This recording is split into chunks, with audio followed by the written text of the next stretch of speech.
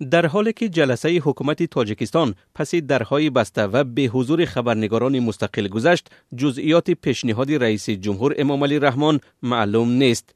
دفتر مطبوعات پرزیدنت تنها نوشت که او از استفاده غیر ثمراناک نیروی برق و تلفات از معیار زیاد آن در تیر ماه و زمستان سالهای 2024 و 2025 اظهار نگرانی کرده است.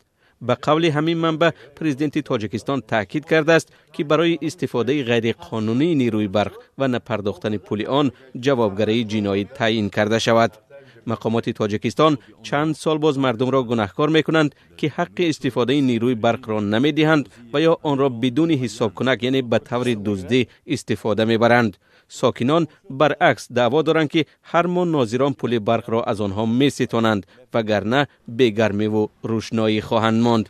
شرکت برق تاجیک قرض اهالی را از نیروی برق تا ماه ژانویه سال 2025 1 میلیارد و 700 میلیون سومانی حساب کرده است. کارشناسان بارها آمار قرضداری اهالی را از برق زیر شبهه گذاشته سبب‌های این مشکل را بیشتر به مدیریت نادرست پیوند دادند.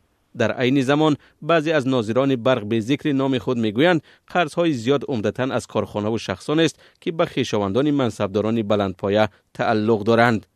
در حال حاضر هر کیلووات ساعت نیروی برق برای اهالی تاجیکستان به تقریباً 31 درم فروخته می شود. با قرار حکومت از 1 اپریل امسال این رقم به تقریباً 36 درم خواهد رسید.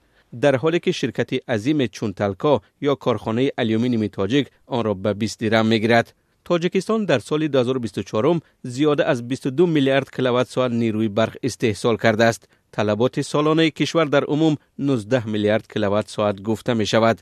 در سال 2024 به زیاده از 906 میلیون سومانی از تاجیکستان به خارج برق صادر شده است.